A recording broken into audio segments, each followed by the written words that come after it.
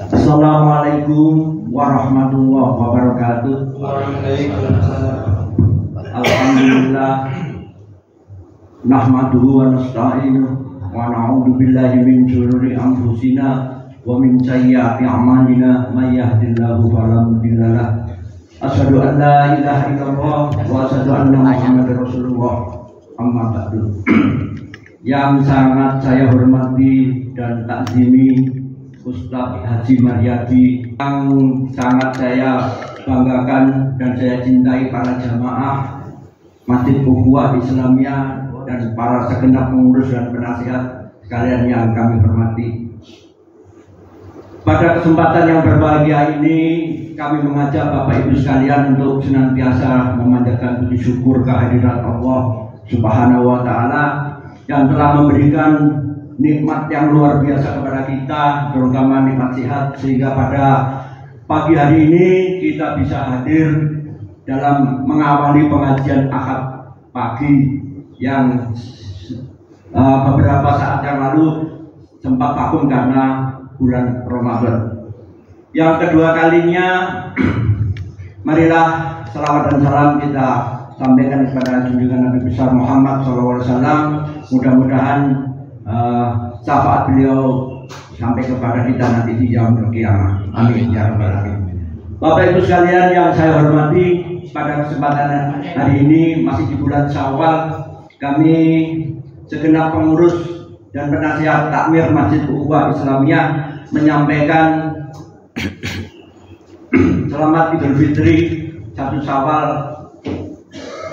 1445 Hijriah. Taqabbalallahu minna wa minkum, taqabbal ya karim, minal aizin wal faizin, mohon maaf lahir dan batin. Selanjutnya pada pagi hari ini kita akan mengawali pengajian yang akan diawali oleh Ustaz Haji Maryadi. Mudah-mudahan pada pengajian pada pagi hari ini bisa membawa manfaat bagi kita, keluarga dan masyarakat kita di sekelilingnya. Marilah kita luruskan niat kita di dalam mengikuti dan mencari ilmu. Mudah-mudahan ini sebagai bekal kita nanti di akhirat. Amin ya rabbal alamin. Saya kira itu sekedar sekapur silik dari kami takmir Masjid Ukhuwah Islamiyah. Dan jangan lupa nanti setelah selesai ini jangan pulang karena ibu-ibu muslimah sudah menyediakan makan pagi. Mudah-mudahan ini bermanfaat dan membawa kerukunan kita semua, ukhuwah kita terjalin sehingga masjid kita semakin lama semakin makmur. Amin ya rabbal alamin. Sekian, terima kasih, mohon maaf lahir batin. Wassalamualaikum warahmatullahi wabarakatuh. Assalamualaikum warahmatullahi wabarakatuh. Kami hormati Bapak Takmir dan segenap pengurus Masjid Ukhuwah Islamiyah yang dimuliakan Allah. Mudah-mudahan dipanjangkan umur oleh Allah Subhanahu wa Ta'ala sehingga bisa mengomandani perjalanan masjid yang kita cintai.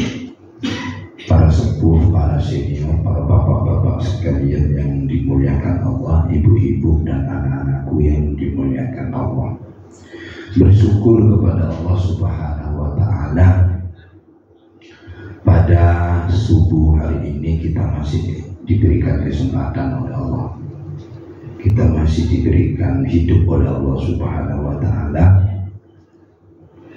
Setelah kita melakukan ibadah di bulan Ramadan, bulan yang paling mulia, bulan yang barokah, harapan kita dan selalu mohon kepada Allah mudah-mudahan amal kita diterima oleh Allah Subhanahu wa Ta'ala, ibadah kita diterima oleh Allah Subhanahu wa Ta'ala, sehingga ditutup dengan doa-doa memasuki bulan Syawal.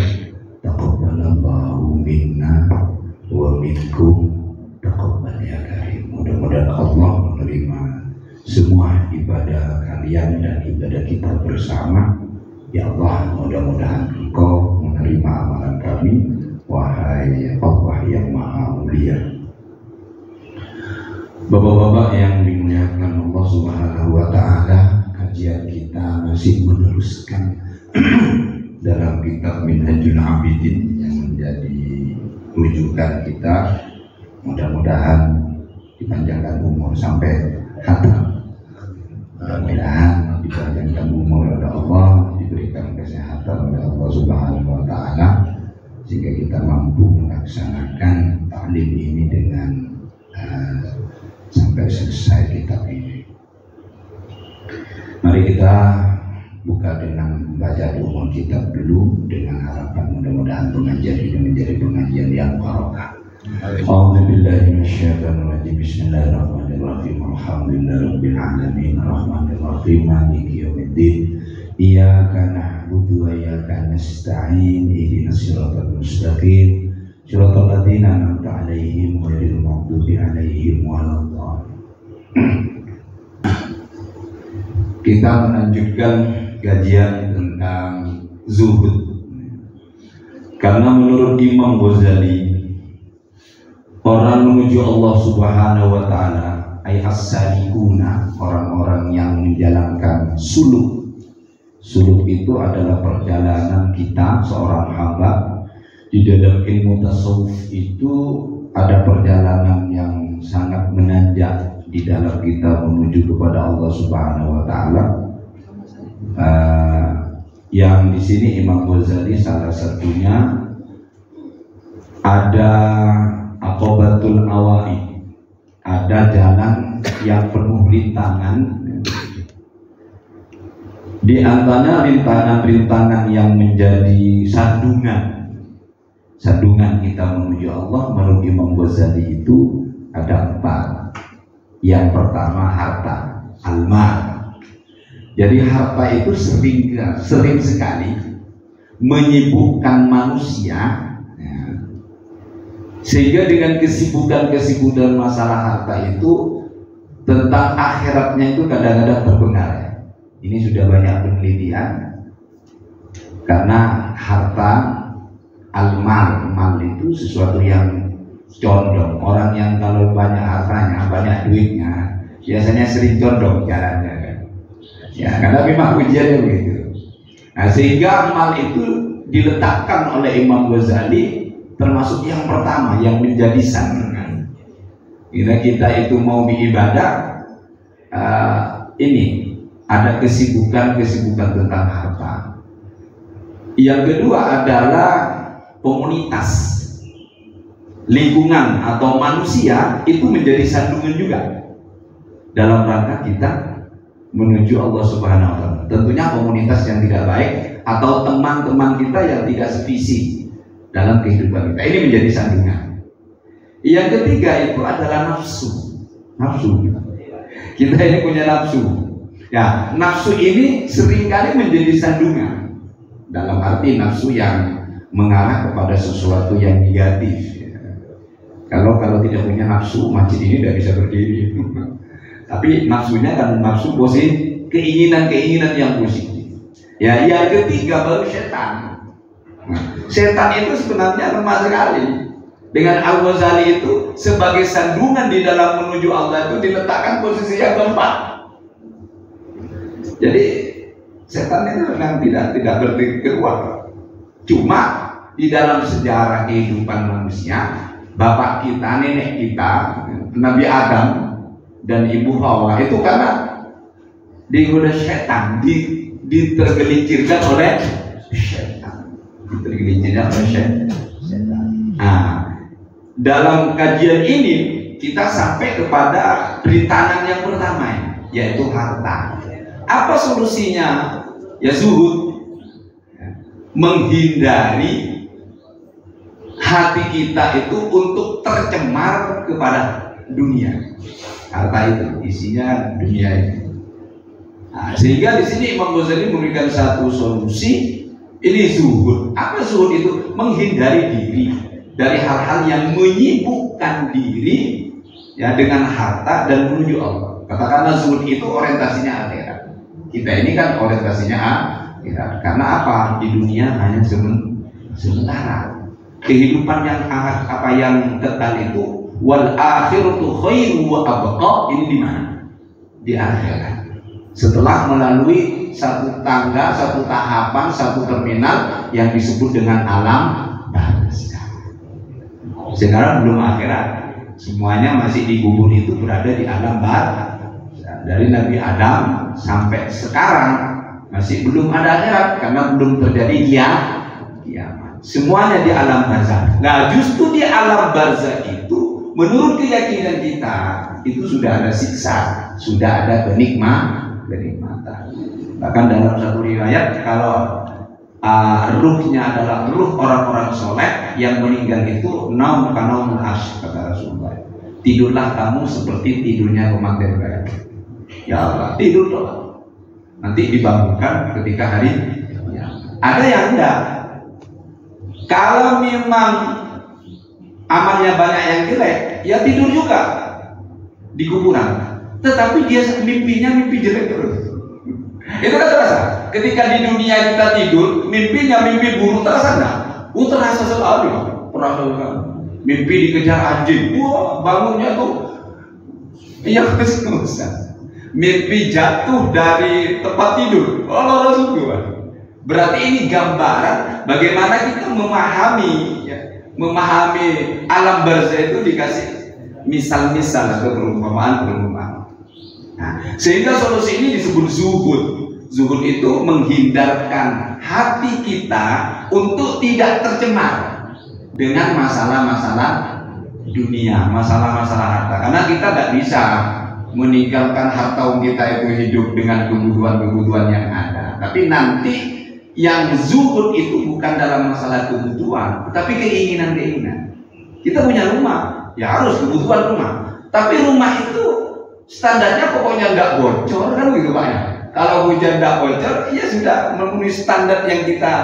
Tapi karena kita punya keinginan kan, rumah tingkat 4, ada kolamnya. Lah itu kan bukan kebutuhan, itu keinginan. Nah, tapi keinginan-keinginan itu nanti diniati sesuatu yang bernilai ibadah, beda lagi. Saya buat rumah tingkat 3. Kenapa? Karena saudara saya banyak. Nanti kalau dulu saya datang kan ada kamar-kamar. Tidak apa-apa. Yang dimaksud dunia di sini yang tidak nempel kepada perkara akhirat. Nah, ini semuanya dunia, ini semuanya dunia. Kita harus. Nah, ini dunia yang kita manfaatkan, dibuat kendaraan. Jangan kita dikendarai dunia, tapi dunia harus kita setir, harus kita kendarai. Kalau kita dikendarai dunia, wah, semuanya orientasinya nanti dunia. Maka Imam Ghazali memberikan satu masukan, inilah zuhud. Ya, zuhud itu menghindarkan diri dari hal yang menyibukkan masalah dunia. Alhamdulillah sekarang ini termasuk orang-orang yang zuhud, tidak melaksanakan sholat subuh, ngaji dan lain sebagainya. Zuhud makdur. Jadi ada zuhud itu ada 2. Zuhud makdur atau zuhud yang terukur. Jadi zuhud yang bisa kita lakukan. Jadi menghindari dunia yang bisa kita lakukan, Yaitu di sini disebutkan yang pertama, tarku talabil mafqudi minad dunya. Tidak mengejar urusan dunia apapun yang ia tidak miliki. Ditinggalkan dunia ini yang tidak menjadi bagian kita. Artinya kita itu jangan silau. Hidup itu apa? Sawang sinawang juga. Katanya orang Jawa itu hidup sawang sinawang.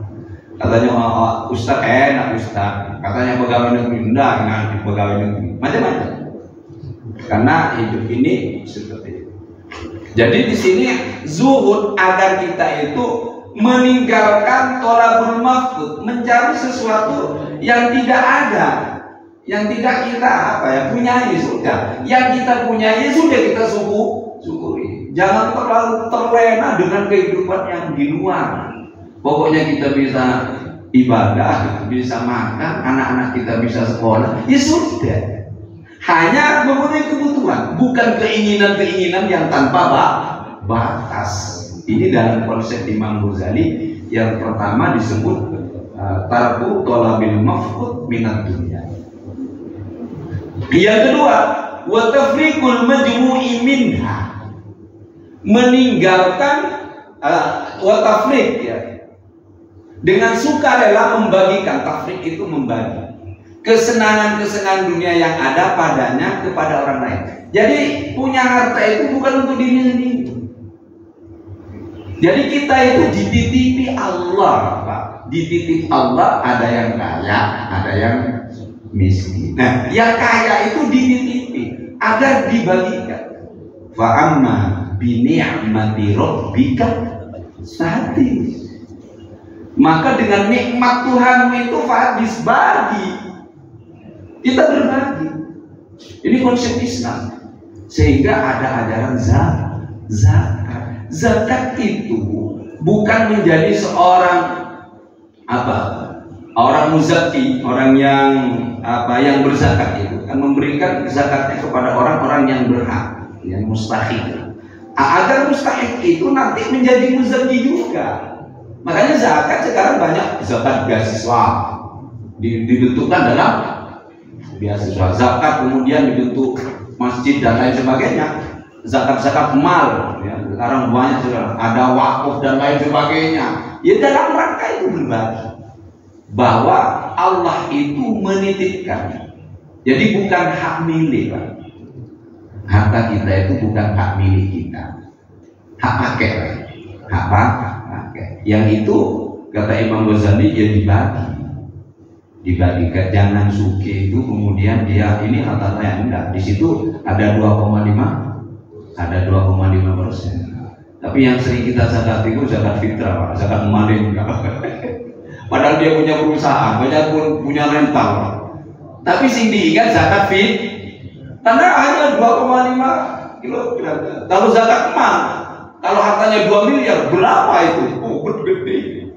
Nah, ini manusia itu, maaf, ada penyakit di sini yang disebut bakhil, pelit. Kalau kita nggak latihan, memberikan uang 5.000 itu berat sekali.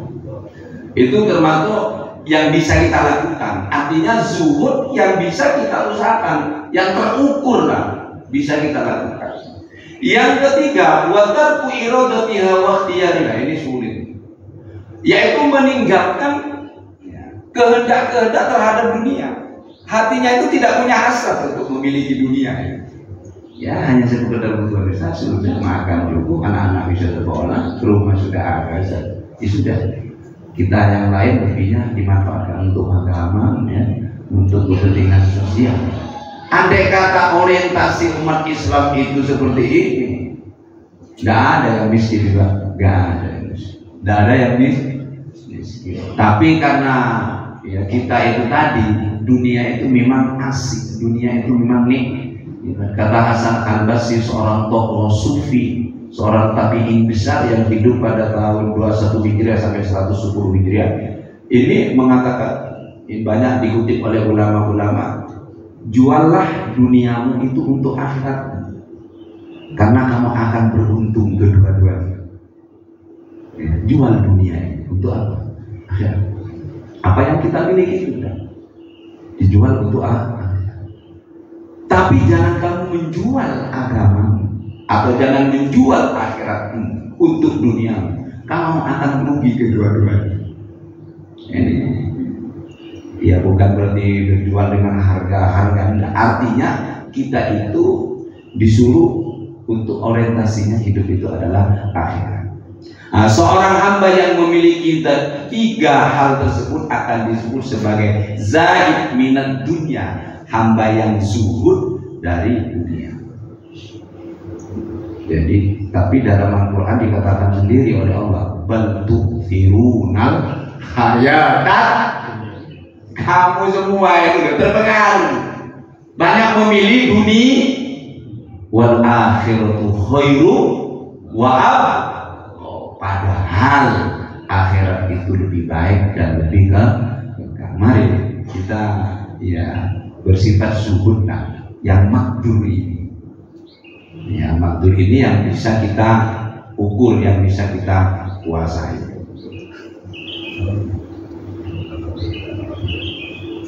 Ini ada yang Zuhud yang ghair makdul. Zuhud yang ghair makdul itu adalah zuhud ya yang bagaimana di sini dikatakan wa al-zuhdu alladhi huwa ghairu maqdurin lil abdi fa huwa burudatu syai' ala qalbi zahid, yaitu dingin sudah. Artinya dingin, tidak mau dunia. Mungkin dia hartanya banyak, kebunnya banyak, perusahaannya banyak, tapi nggak pengaruh, nggak sampai bisa hatinya itu nggak sih.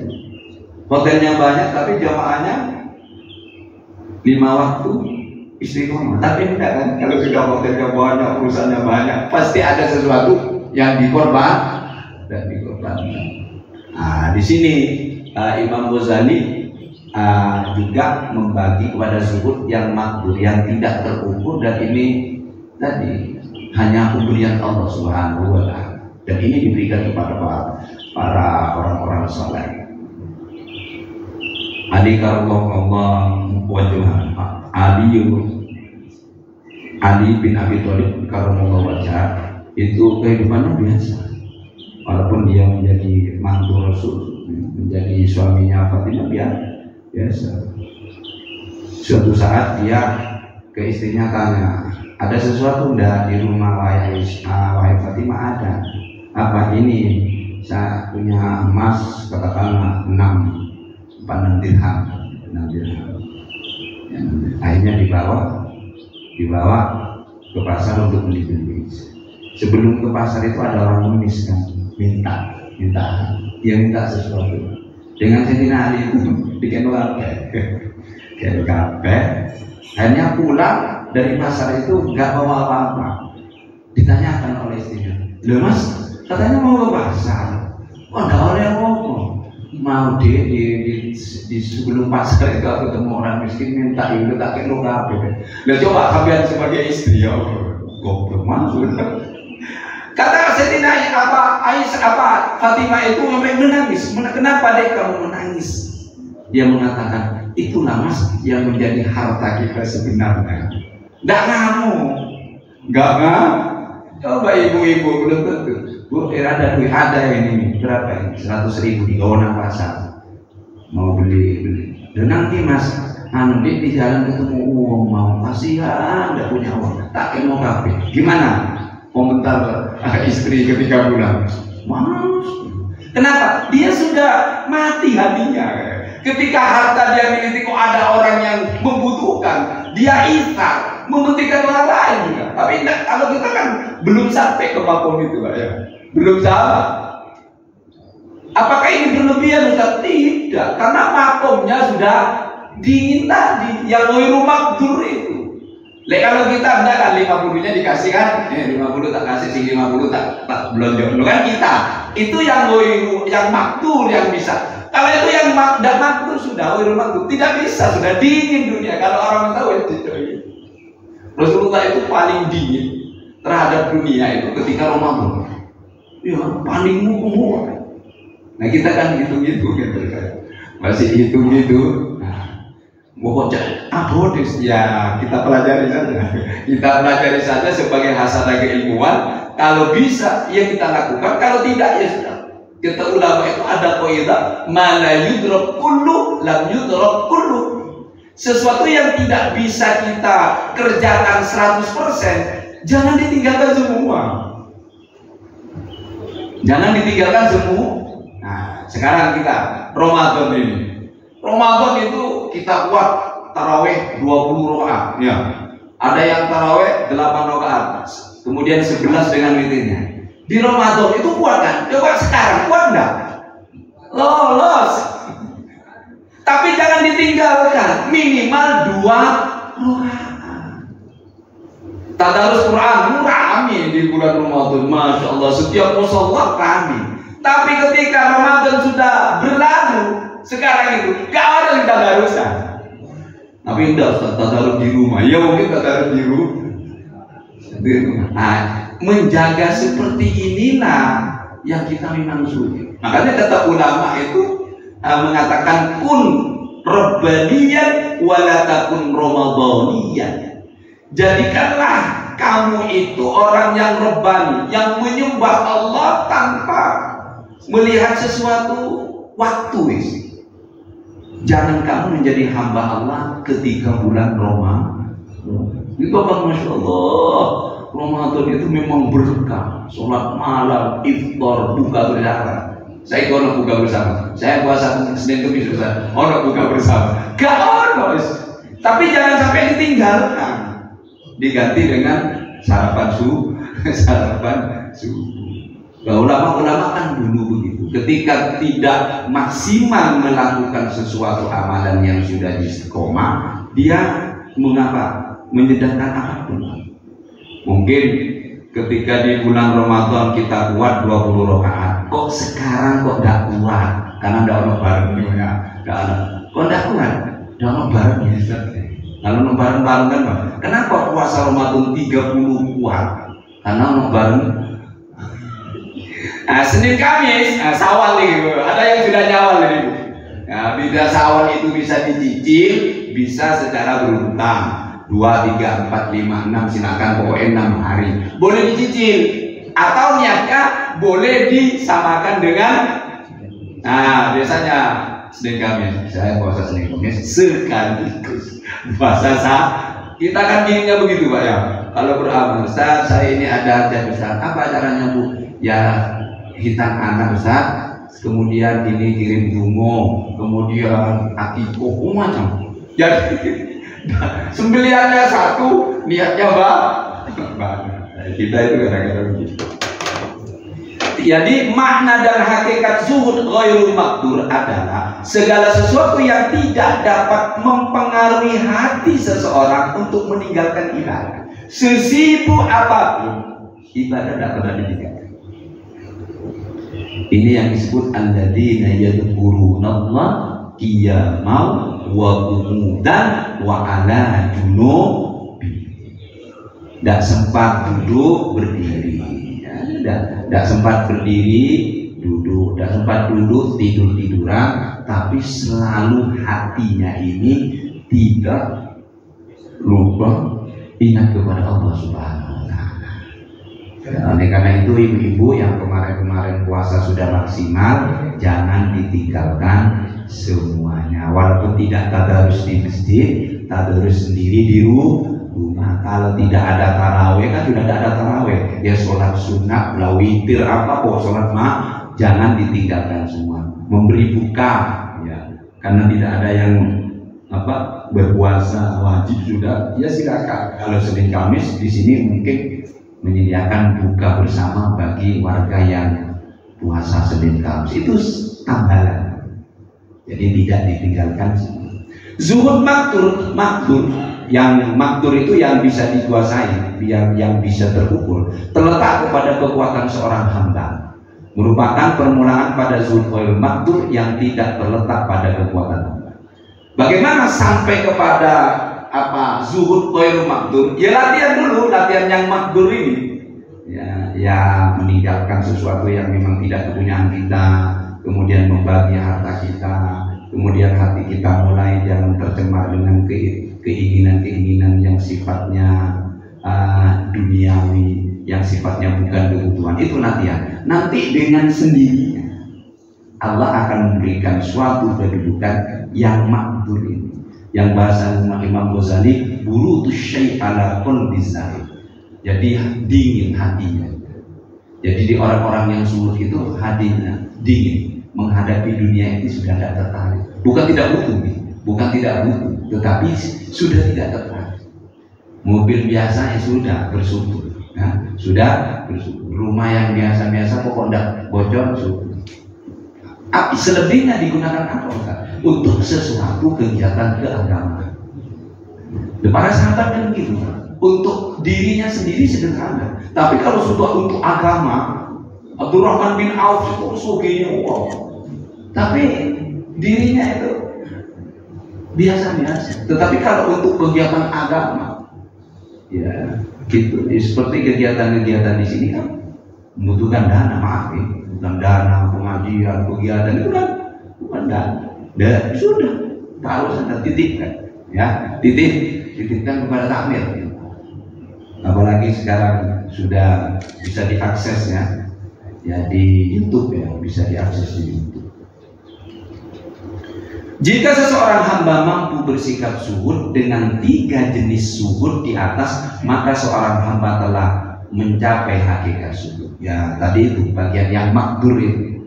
Ya, mudah-mudahan ya kita ya latihan.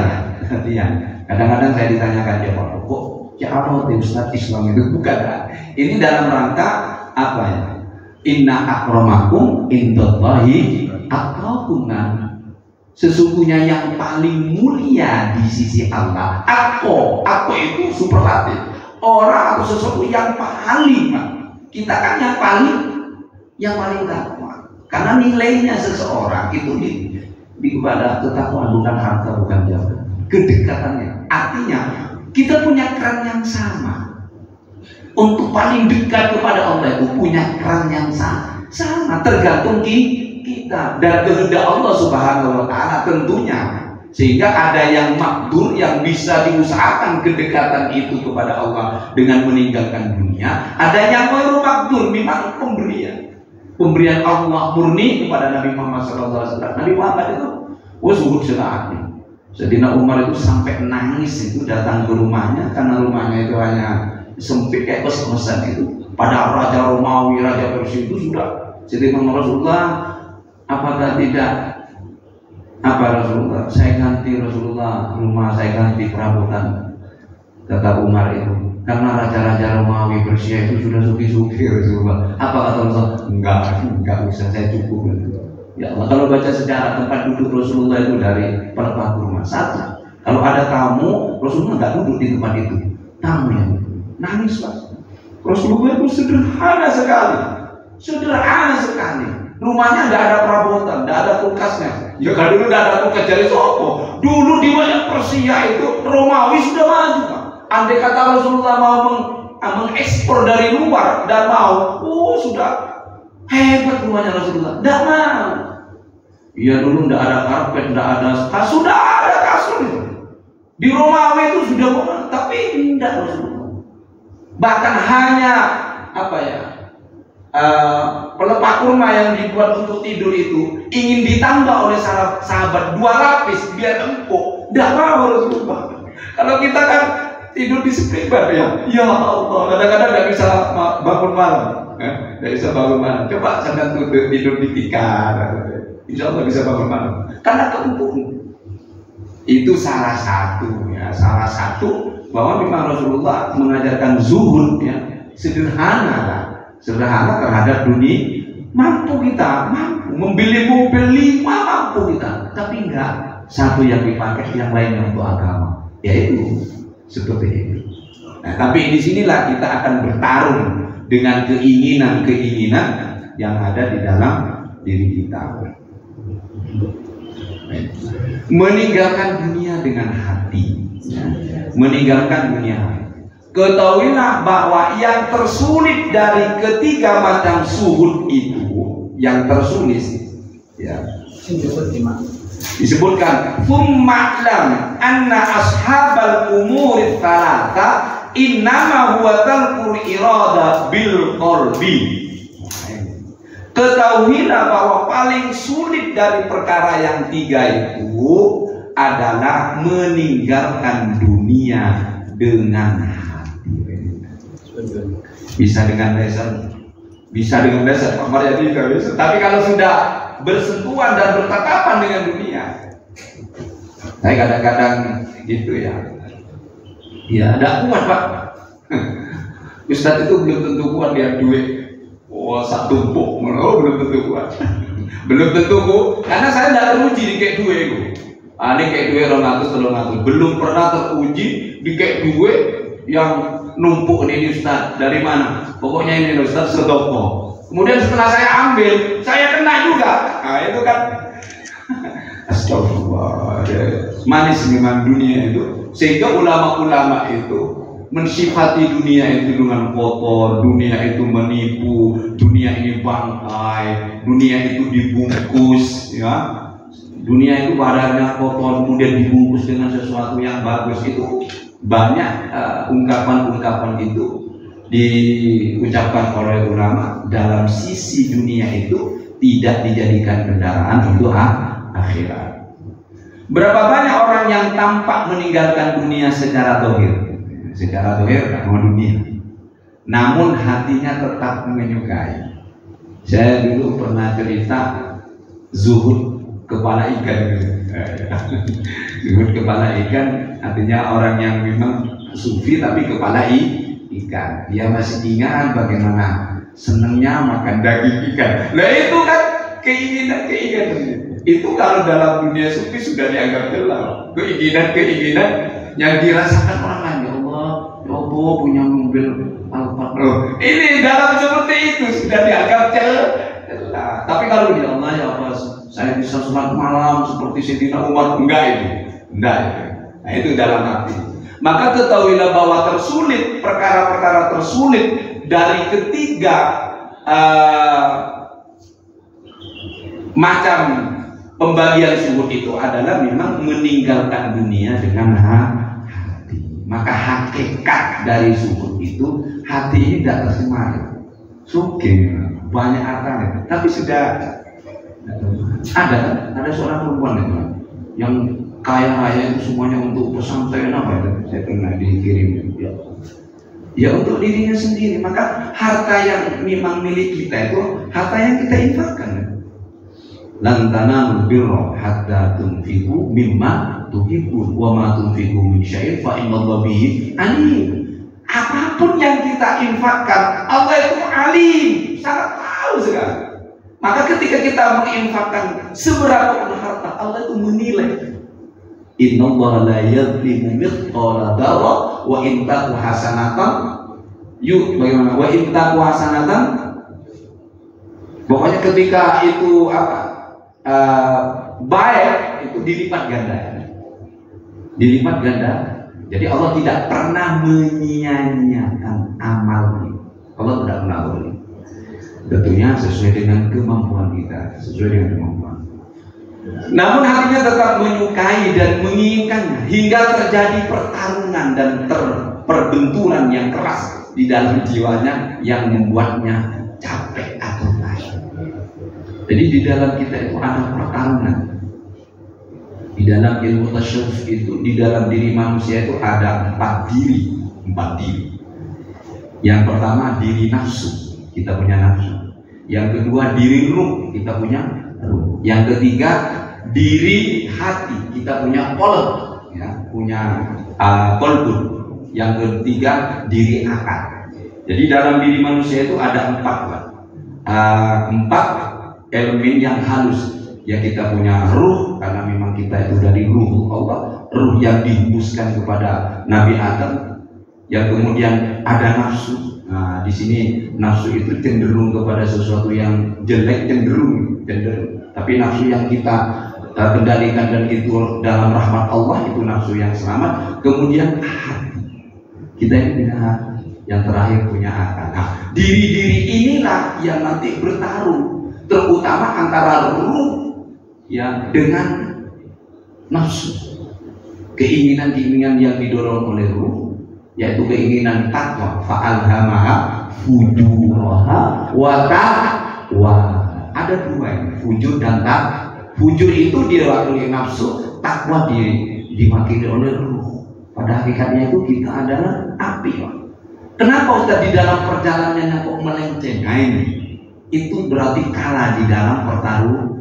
Nafsunya lebih nafsunya lebih menguasai, tidak kalah kita. Pokoknya keinginan nafsu, keinginan ruhnya ini, ruhaninya. Kalau nafsu itu senangnya makan, wah, uang yang banyak, tempat hiburan yang bagus, itu nafsu. Tapi ruh itu ngaji, sholat, itu ruh, kebutuhan ruh. Ruh itu tidak fisik. Artinya ruh itu adalah sesuatu yang mendorong untuk melakukan sesuatu untuk dekat kepada Allah. Pada hakikatnya kita kan bagus, karena yang meniupkan ruh kepada kita adalah Allah Subhanahu wa Ta'ala. Kenapa kok di dalam perjalanannya orang ada yang jelek, ada yang maksiat? Berarti pertarungan di dalam dirinya kalah. Mungkin kita di bulan Ramadan orang apik wakil. Semua hampir saya melihat orang itu berlomba-lomba kebaikan. Kenapa? Nafsunya ditekan, tidak oleh makan, ya Pak, tidak oleh makan, tidak oleh minum, tidak oleh buju, tidak oleh hubungan dengan suami istri. Kan ditekan nafsu itu, menjadi kerdil, tidak kuat. Tapi ketika di bulan Syawal, iso makan soto, iso makan, mulai nafsunya, mulai lagi. Kenapa? Karena mulai. Makanya nafsu jangan dikasih makan enak, biasa-biasa saja. Pokoknya memenuhi kesehatan. Masa makan kepala kambing sampai tak situ? Gue bingung guys. Nggak nanti gitu, sadar. Coba makan. Makanya konsep kilatul akal. Sedikit makan itu konsepnya para ulama. Kita kalau tidak makan 3 kali kan untuk coba ya.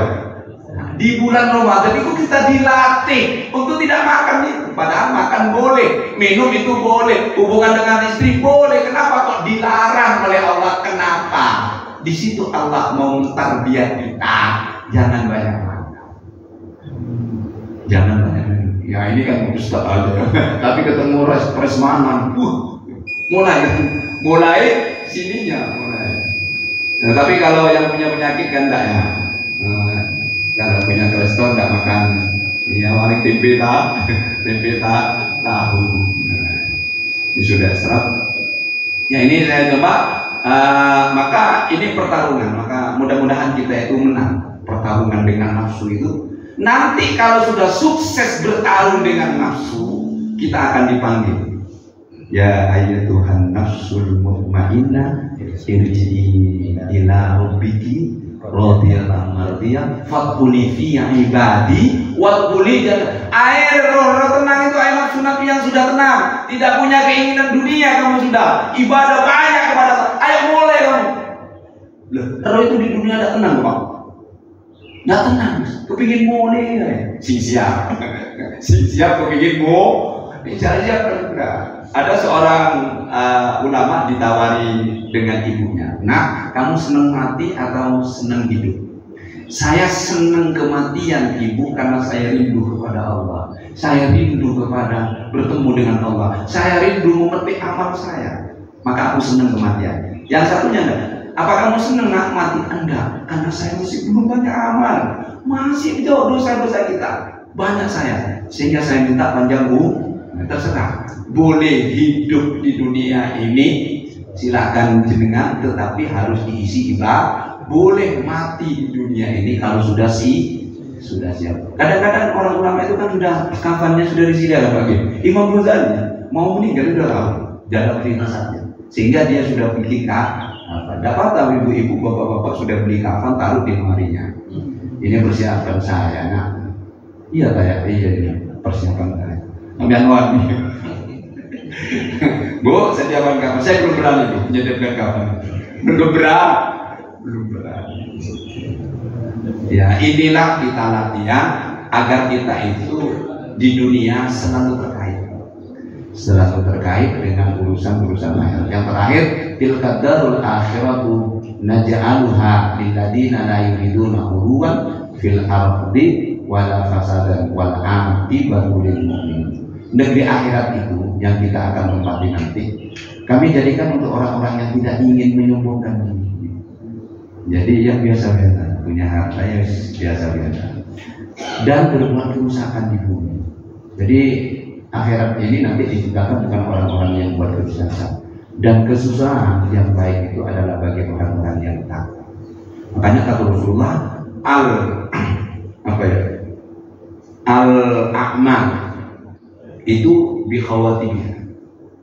Amal kekuatan itu tergantung akhir, husnul khotimah atau suhul. Mudah-mudahan kita husnul khotimah. Mudah-mudahan kita karena Rasulullah mengatakan akhir kehidupanmu itu tergantung bagaimana kamu meninggalkan dunia. Mudah-mudahan kita meninggalkan dunia ini dalam keadaan pasrah kepada ya ayyuhalladzina amanu taqullaha haqqa tuqatih wa la tamutunna illa wa antum. Jangan kamu mati kecuali sudah pasrah kepada Allah. Artinya dalam keadaan muslim. Ini saja yang bisa saya sampaikan. Mudah-mudahan ini menjadi ilmu yang barokah.